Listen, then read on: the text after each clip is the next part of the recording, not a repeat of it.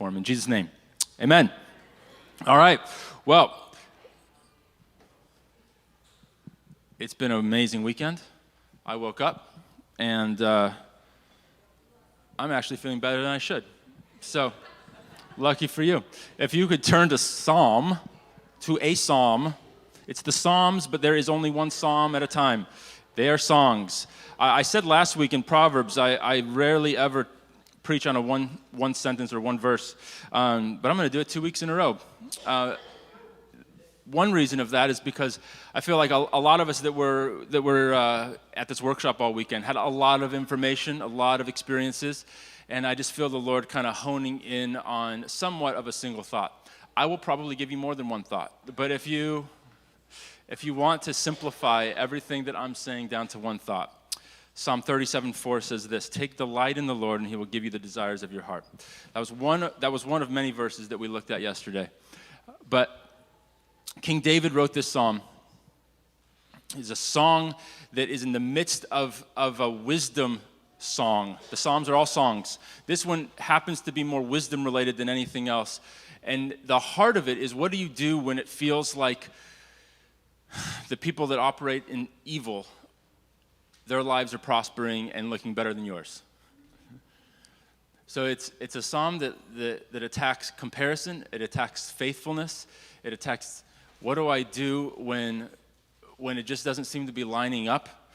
But ultimately the invitation is to take delight. What does that mean? And then if I learn how to take delight, somehow all the desires of my heart are going to be fulfilled. I feel like it sounds really nice, but is it even true? And if it is true, what does it really mean? That's what we're looking at this morning. So in this series, we're calling it the Antidote to Workism. Workism is essentially this cultural pull towards achievement and how our identities in work tend to pull us away from everything that we were really created to define our lives, our calling, and our purpose by. So when we are going after discerning our calling, question number one, what's my calling?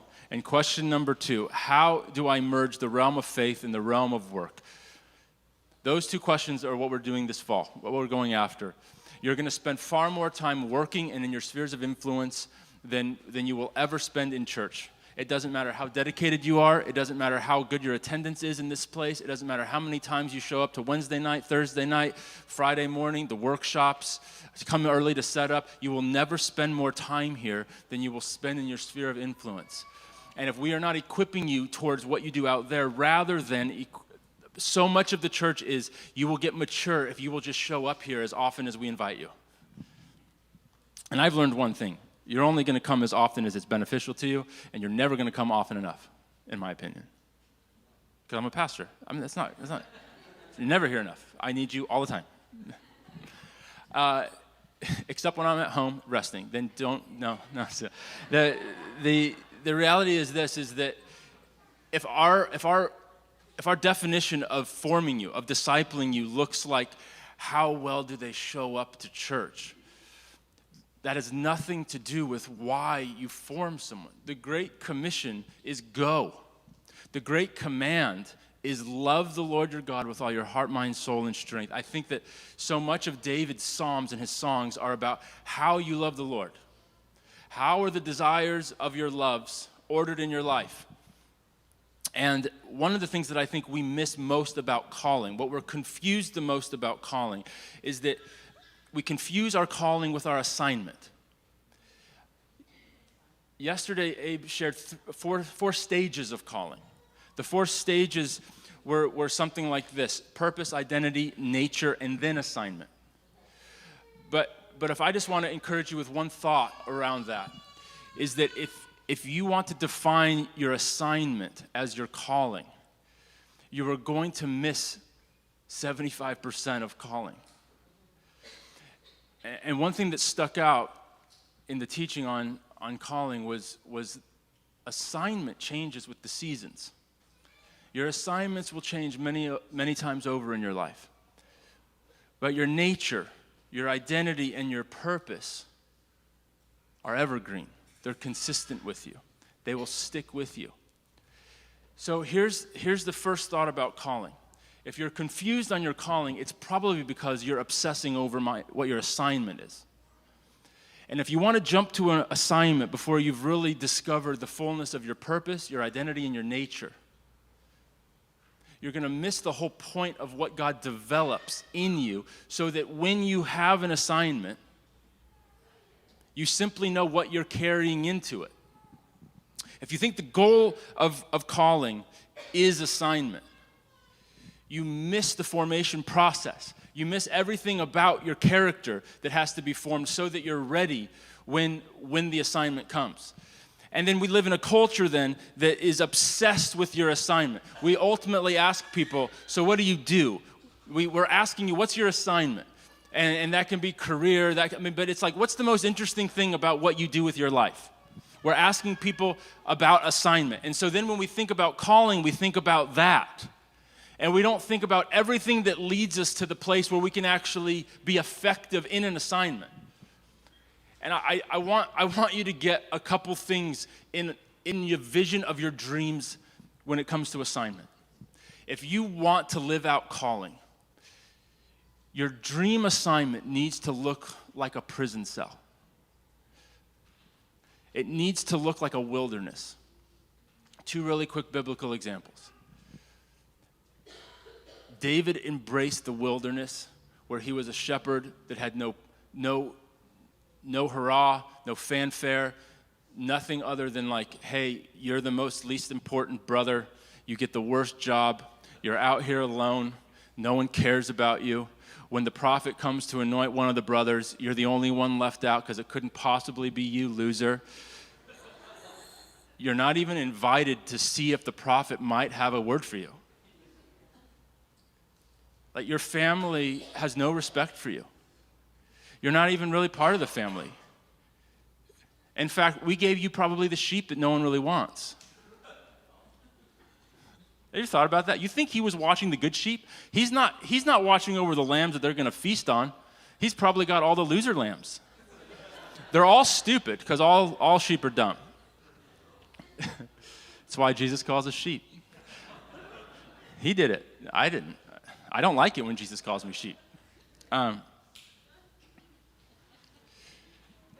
But David's the loser of the family.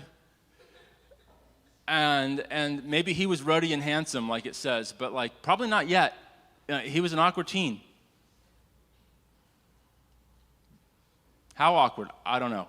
But probably enough where literally no one wanted to hang out with him, and his songs probably sounded horrible. We get the versions that have been like refined and scripted for millennia. I have a feeling that no one was singing his songs. He was the only one singing his songs.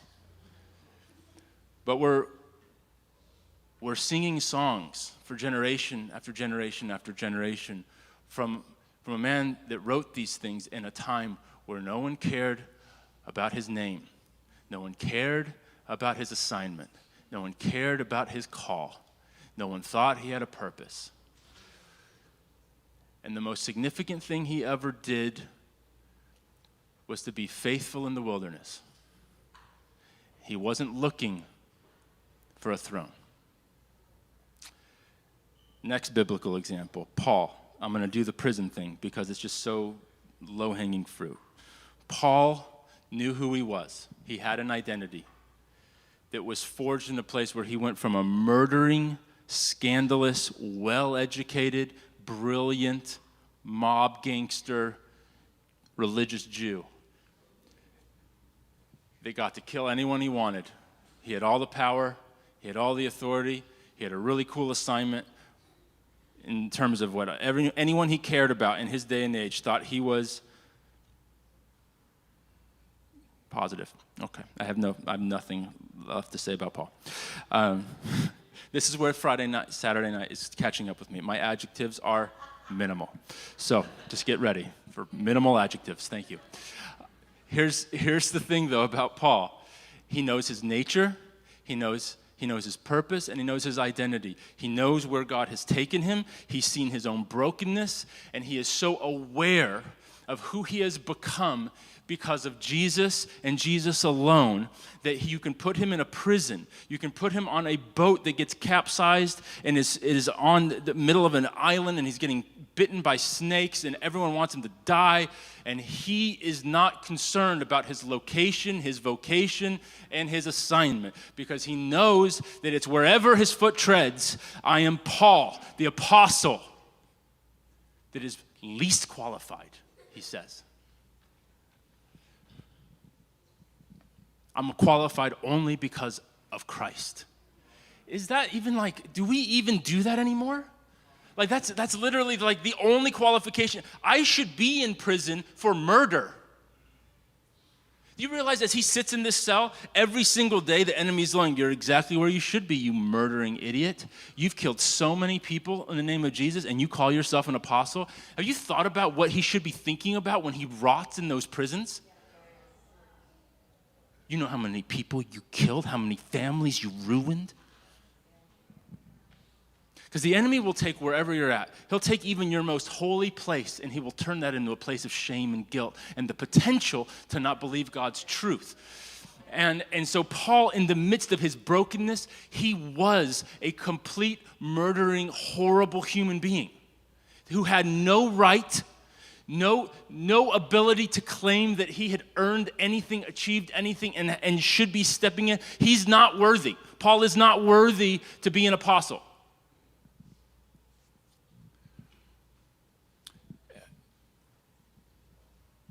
I have a wrestle with this concept. I hear a lot these days about, all right, truth be told, side tangent. Are we ready? Side tangent.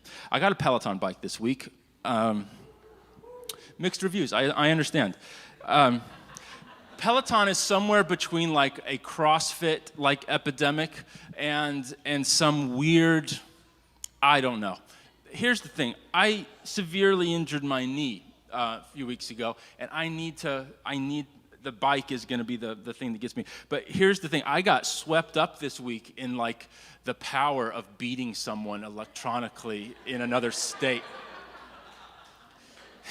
I was telling one of you, I was like, here's my beef with Peloton. I can't comment to the other riders like while I'm riding. So this was like my first full ride. That like I'm like engaged and ready to go. First day I was kind of messing around, and I mean I don't consider myself in good shape. I know I look like I'm in amazing shape. I'm just tall and skinny. The older you get, if you're just tall and somewhat like you can hide a lot of roles and indiscrepancies.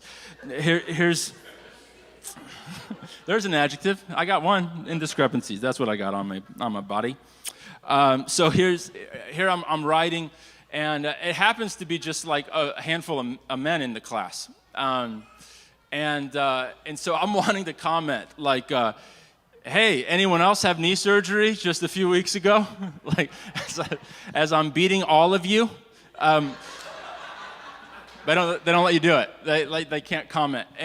And then I got convicted. I go, oh, man, I'm probably like competing against a bunch of people that are like way out of shape, and I think I'm being awesome or something like that, and I'm barely beating them. I don't even know what it means, and I don't even know what like my number really means. I went from 4th to 1st in like the last 15 minutes, and I was proud of myself. So you can give me a round of applause. It's okay. I had knee surgery. So it was 4 dudes. It wasn't like anything special. And then I found out, was it Fallon? You told me like, oh, you can also like you can click something where you find out where you're at like all time on that class. And I go, why would I want to find out that? Like then I'd move from 1st to not 1st. So it doesn't make any sense to me. But the point is what was the point of this class? Why am I telling you this?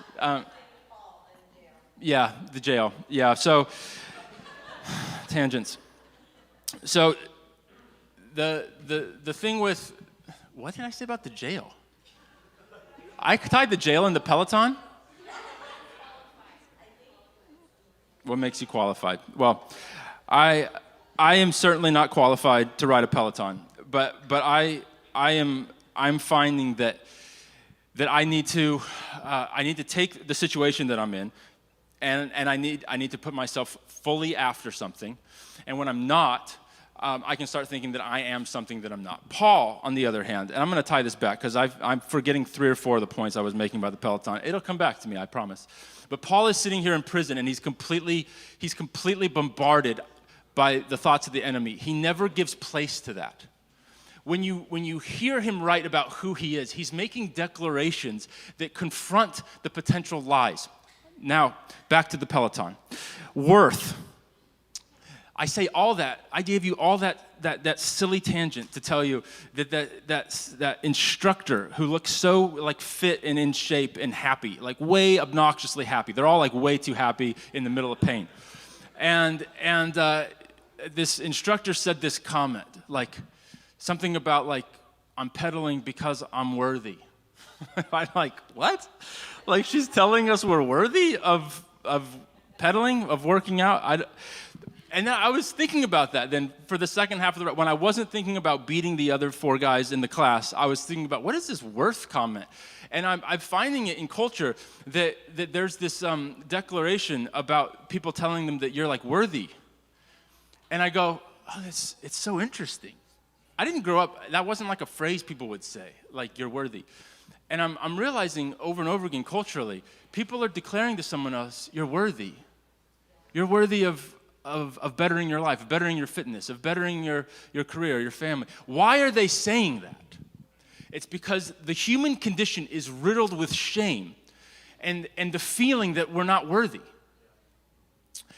The gospel, if we're not careful, we can simply see that and go like, oh, that's right, like because Jesus says you're worthy, and we go around saying that you're worthy.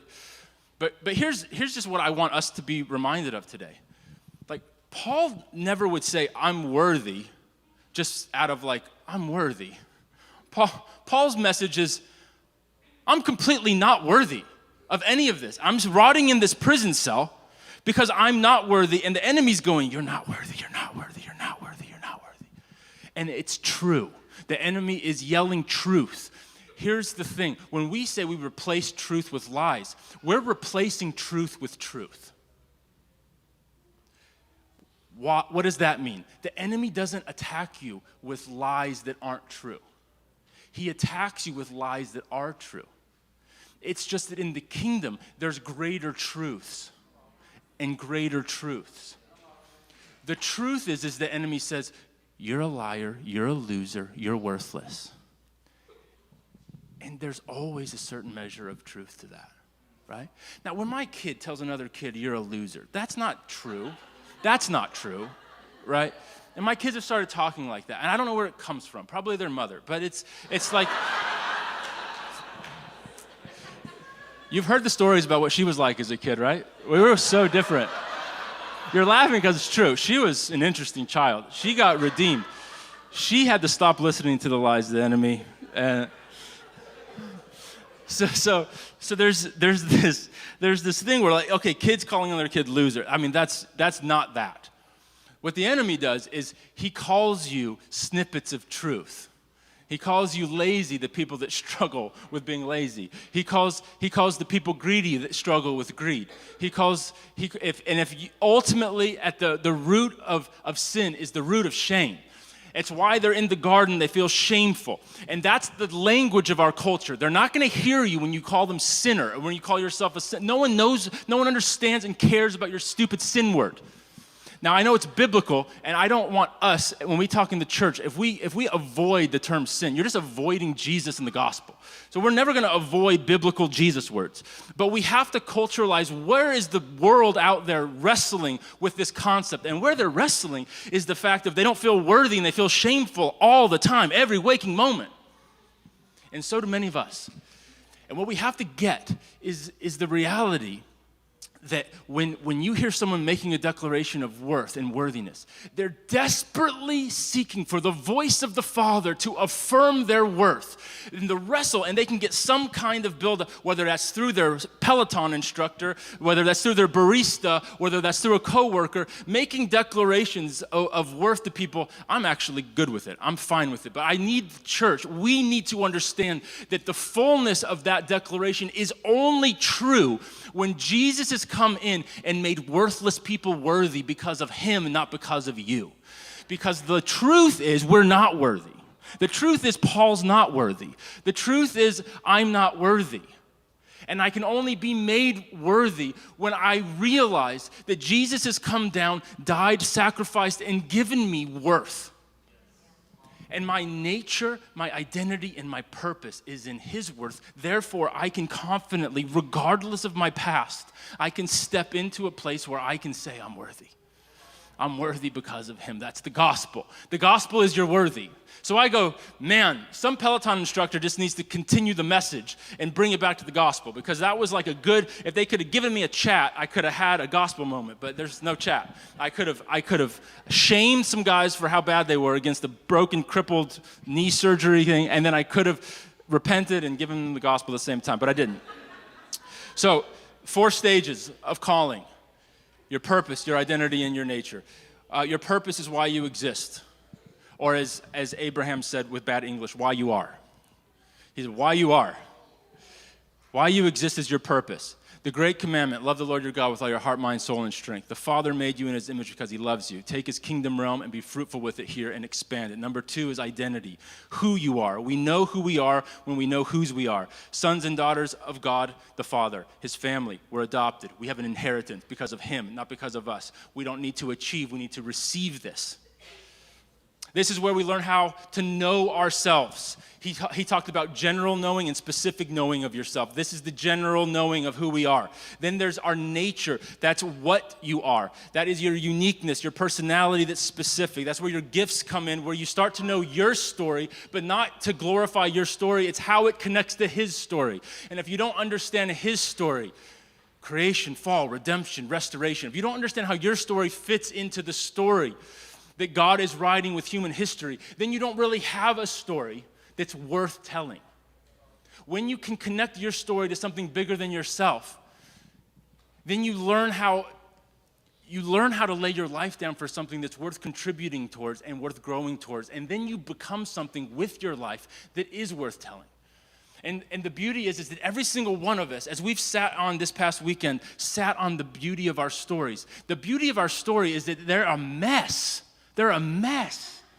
Like when I was just like hearing behind me and around me and I'm writing my own things, I'm like, what a colossal glob of garbage our lives are.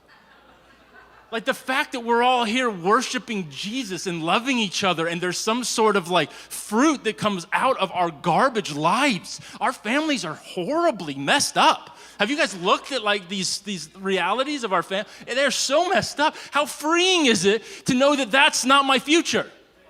And the beauty of it is that all of a sudden, all of us with messed up backgrounds and families, when you start to see the redeemed measure of Jesus' voice on it, you start to go, but I still see how the Lord used that, and how awesome my mom was, and how awesome my dad and my brother. Yeah, they totally like beat me or whatever. I mean, there's all these things where, and I don't mean like brushing things under the carpet. I don't mean any of that. And some of you have real dynamics. You're still wrestling with the family. So just for a moment, as I get excited, there are still dynamics where I realize that family dynamic is still a place of real pain, and a lot of it needs real healing and wholeness and time to navigate these things. But at the same time, you are part of a family that's bigger than your family. You're part of a truth that's bigger than the truth of what has happened in your life. And when we can start to map on how our family realities, the backgrounds of our stories, how they connect to a bigger story, all of a sudden, I don't become obsessed with myself, I become more obsessed with him. I start to do what? I delight in him. I delight that I start to realize what the song means. I start to sing something and it means something in my heart, my spirit. All of a sudden, I start reading a psalm and I sing a psalm and I take delight in the Lord. He's going to give me the desires in my heart. And you start realizing I had all kinds of desires that were in there. I come from a family line that had all kinds of desires and messes and garbage. And all of a sudden, I'm learning and starting to learn what he looks like, what his story looks like, how he wants my story to come into me, where he wants to start saying what my worth looks like apart from my past. And all of a sudden, I step into this place where my heart desires start shifting. Now, to get into that psalm, I'm going to finish the 4 things, then because I like my tangents. Did I just say nature, who you are? So to review, we did purpose, why you exist, identity, who you are, nature, what you are. Your nature is where you learn yourself specifically. So we did a little bit of like in our timeline, in our story, we looked at our past, we looked at our personality, like awareness of your uniqueness and how it's affected you, right? We looked at people, who are you partnering with and who has impacted you, and how does that influence your stepping into your calling? The power is your gifts, how do I need to develop them, and passion, how much is my heart connected to it? So we looked at all these things, and I know that's a lot for the moment, but that gives you a taste of some of the things we'll do this fall if you weren't there this weekend. Your timeline and your story has so much more than just facts of things that happened. They mean something, and there's themes that happen throughout, right? And in the midst of that, then you work out the nature, the identity, and the purpose into a place of assignment, which ultimately is your how. Is how are you currently going to live out your purpose, identity, and nature? And the point is this: we want to jump to assignment before we've let the character of the nature, identity, and purpose truly, fully form us. Your assignment is not the place you do your dreams. I needed to be broken of that. If I'm being honest, like when we say, oh, what is your dream? We tell people to dream about their assignment all the time. We want kids to dream about their assignments, about their jobs, about their vocations, about their locations. Where do you want to live? What do you want to do? And we completely miss out on this whole process that is going to be, a lot of people get handed their assignment and they haven't been prepared for it. And then they look for a new assignment, and the problem is that they haven't been prepared for any of the assignments because they haven't let the character happen. Paul let it happen. And in some ways, he didn't get a choice, right? The Lord met him and picked him out and said, I am going to transform your life. And if you don't believe me, you're going to be blind until you are. So Paul submits. Paul comes into this encounter with the Lord, and he has one of the most phenomenal transformations in human history. But here's our struggle. In our process of pursuing calling, we want to jump to assignment without the process. And this breeds an assignment-based identity. And if you have an assignment-based identity, you will always be enslaved to your assignment. I don't want to be enslaved to my assignment. I feel like I'm truly living my assignment as pastor, but you know what? I can easily step into enslavement in my assignment when I put aside my nature, identity, and purpose, and I start to strive in the midst of the assignment. And then I'm miserable in my assignment, and I know the solution isn't an assignment. You know what's really easy to do is to look at your life and go, if I just had the right assignment, all this would be fine. Well, I would invite you to go ahead and step into that assignment without embracing the process he wants to take you into. You're going to be miserable. I can promise you, you can be exactly where you're supposed to be, living out your assignment, and be miserable because you reject the fullness of the stages of calling. And that thing is a cycle that is constantly moving. You are constantly having your nature, your identity, and your purpose worked on by him. And if you don't embrace that cycle and that process, you will never be happy with an assignment. And if you embrace that process, you will not care what your assignment is. You will not care if it's in prison. You will not care if it's in New York City, God forbid. And fine, if he takes a few more of you to Nashville or Texas or Austin, God forbid, he'll take you there. But it won't be because you're striving. It'll be because he's actually moving the location and it's the right season. And you can embrace it. And those of you that are still here in this God-honoring city of angels, we're not going to be bitter. We're going to embrace the reality that we get to do this.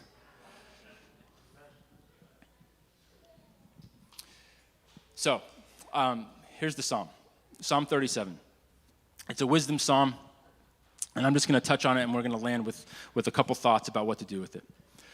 The desires of your heart is not referring to the feeling of desire. Take delight in the Lord, he will give you the desires of your heart. It's not a feeling. The Hebrew is talking about, we want to think that it's a feeling like God shape your heart so that the desires will be the desires for the right things, right? But it means more something like he will give you what your heart desires. That's why so much of like the prosperity gospel has been built on verses like this, because the Bible really does say he's going to give you your heart's desires. And we want to then control people in fear that they're going to get to prosperity-ishness, because that has happened many times.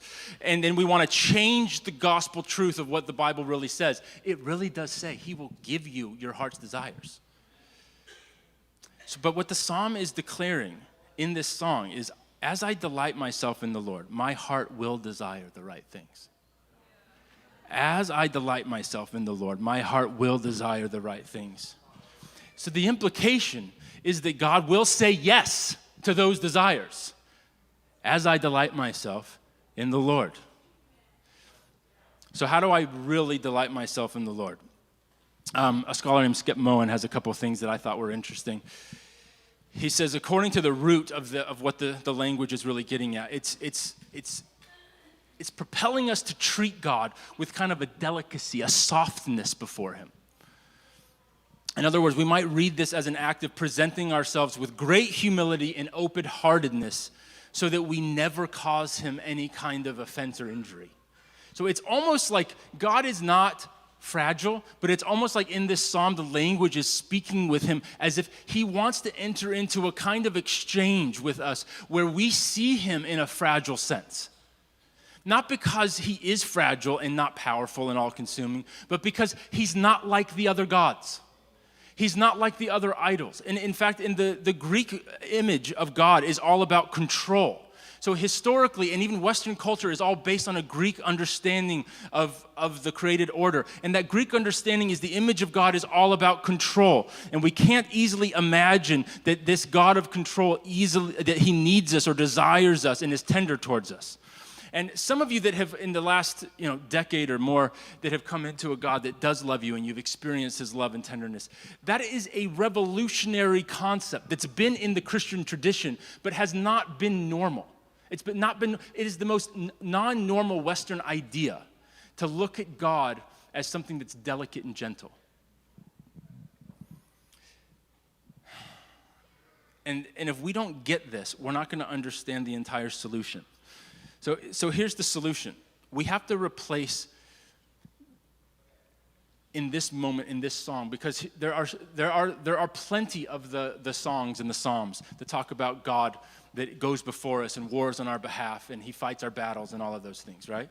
So how that can be fully true, but in this moment, what we need to receive is that this image of warrior God needs to be replaced with this different, enhanced version. We need to shift our focus from this genie in the bottle God, or that you can just control everything, and if I just submit to you and follow you and obey. That hits some more than others. If we just move away from this obedient thing and get into the loving thing, we have to know him. If you're going to know yourself, you might as well know him.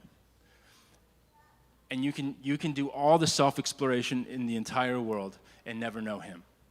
And you will never fully know yourself if you haven't met intimately the Creator that designed you and gave you breath.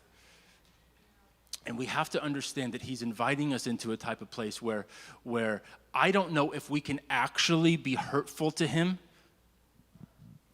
but the language of the psalm is exactly that. God is saying, you can hurt me if you're not gentle.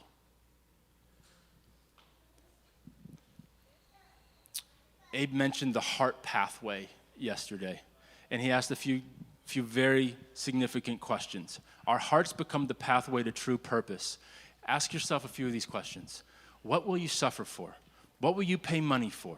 What makes you come alive? And then when you look out at your story, what are the major themes through it all? Start this today. Write these down. Take a picture and meditate on that. You can't possibly do this in the next 5 minutes and then just move on. Take a moment. Saturate yourself in these questions. What would you actually really suffer for? What is it that owns your resources? What is it that stirs you and makes you come alive? And then find the themes throughout it all. I think I've shared this really brief example before. I had a professor in seminary named Walt McCord, and Walt He sat me down once. I don't even remember why. I think he actually, no, I do remember why. He sat me down because he was like, you know what? I think you might be able to preach someday if you would actually pay attention to how. And that was basically why we were sitting down. But I don't remember anything else about the conversation. I just remember him saying, you know, I need two things in my life. He had a really fascinating background. He had, like, one of his kids got like severe cancer or something, and they were like hundreds of thousands of dollars in debt. And so he and his wife had to kind of put aside their dreams and their goals, which they were crushing, I guess, at the time. He had to put aside school, they had to put aside different things, and they had to work, both of them, just to pay off debt that they had accrued because of their child's sickness. And he goes, you know what I've learned through all that is that I can be placed in any circumstance. He's essentially saying, I can sit down and look at my life and go, whatever assignment I currently have in front of me, I just know I am wired for two things. I need to find an outlet to teach in some way, shape, and form. And it doesn't matter whether it's in a classroom at a seminary or in a small group in my home. I just need to teach. And secondly, I just need to invest in younger men. Now he goes, and of course a part of that is just my family life and my relationship with the Lord. But those two things in my life, that is who I am. He's essentially saying, in my purpose, my nature, and my identity, those two elements, I can find myself in prison, I can find myself enslaved to debt for my family or for some mistake I made or something else. It doesn't matter where life finds me or what my assignment is. This is what I go after. And I have gone back to that over and over and over again. I go, what is it in my life that I just know who I am, how God has made me, what I'm part of? What is it, Christian? I'm a son.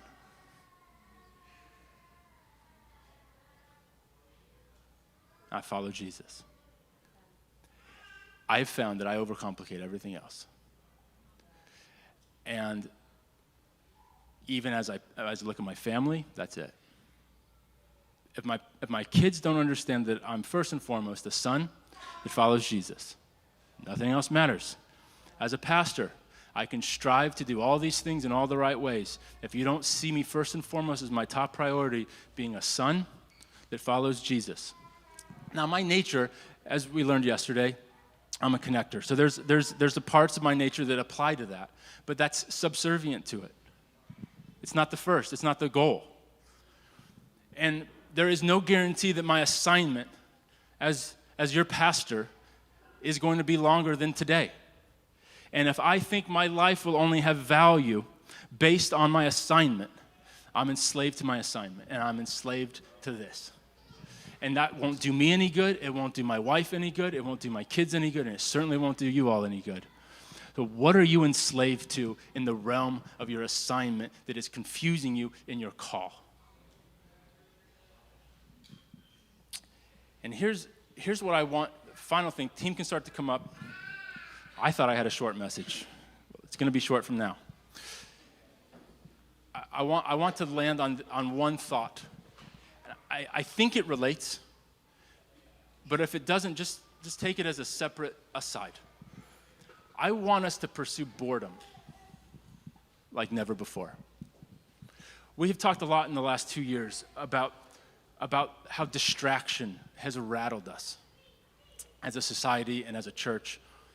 And much of workism connects to this achievement culture that is in bed with a distraction culture.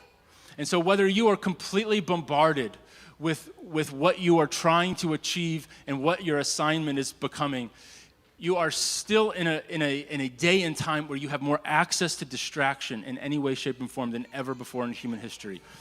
The Oracle of Omaha, Warren Buffett. I'm ripping some thoughts from John Tyson here. He says this, Warren Buffett, the most dangerous distractions are the ones you love, but that don't love you back. What are you loving? What are you desiring that is never going to love you back? That's not your call. Leighton Ford said, love is focused attention. How can we learn how to delight in the Lord by focusing our attention on Him afresh?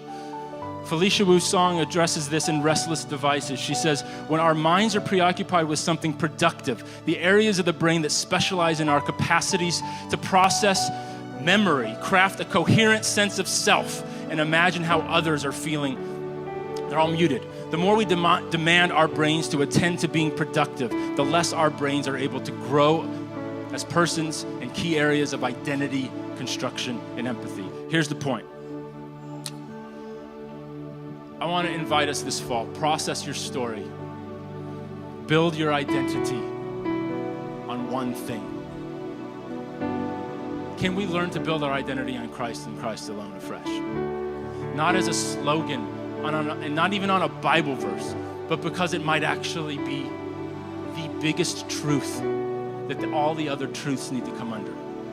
And thirdly, cultivate a spirit of empathy for those around you and those in process, because this is going to be ugly, just like our families.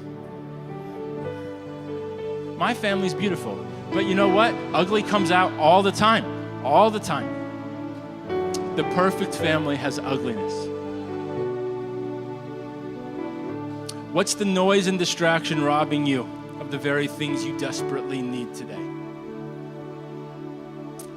Remember that you're lost without him. Remember that you're insecure, and remember that you're selfish. There's good news. But if we don't remember that we're first and foremost lost, selfish, and insecure, we start to think that we might be worth more than he is. And I'm only worth anything because of him, and that is the most freeing thing in the world.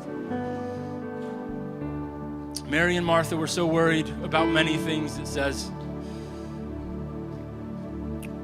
But that worried about many things means she was pulled apart, pulled away from what really matters. What's pulling you away from what really matters? What's pulling you away from true calling?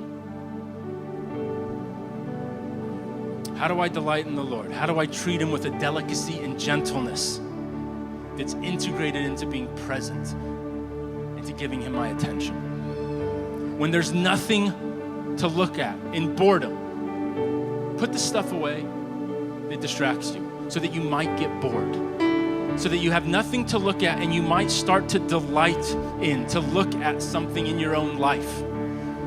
When there's nothing to see, we start trying to make sense of our own stories. But don't do it apart from his story. When there's nothing that you can do because you don't have something to distract you, you might actually start to reflect on who you are becoming. And who we're becoming is the entire point of our call. He cares more about who you become than what your job will ever be. Why don't you stand and let me pray for you?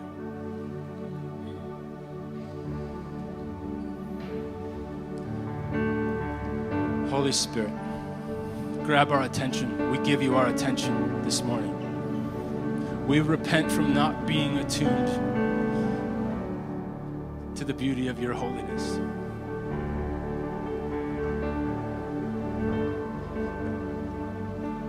And when we say repent, we just get rid of every ounce of shame and worthlessness in this place.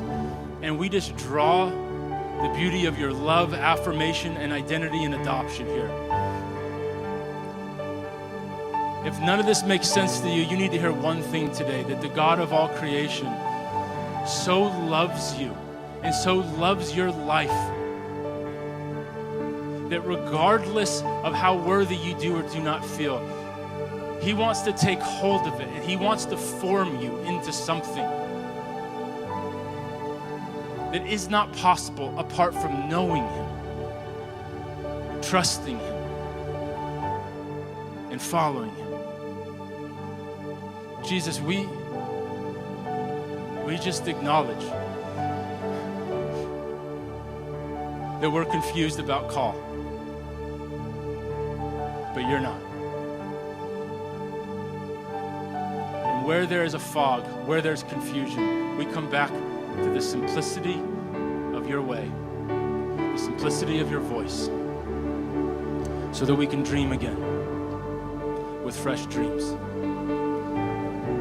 so that we can hear the whisper that's been drowned out by the distraction of our day, and so that our hearts can begin to delight in you.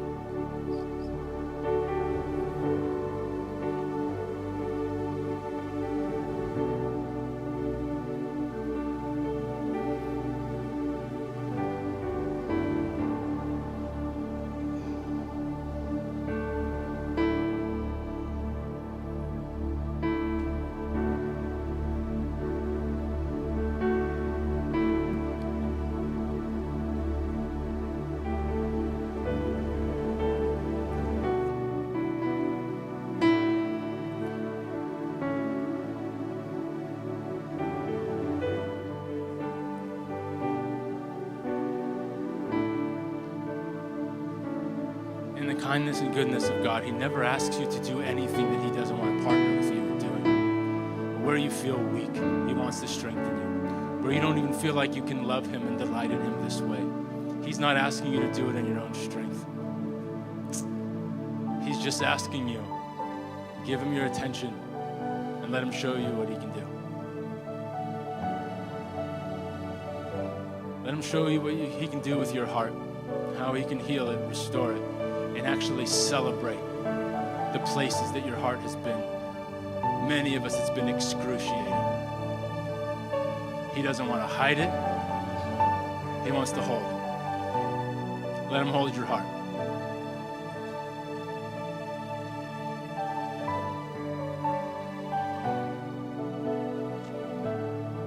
As we often do, we have a team that would love to pray for you.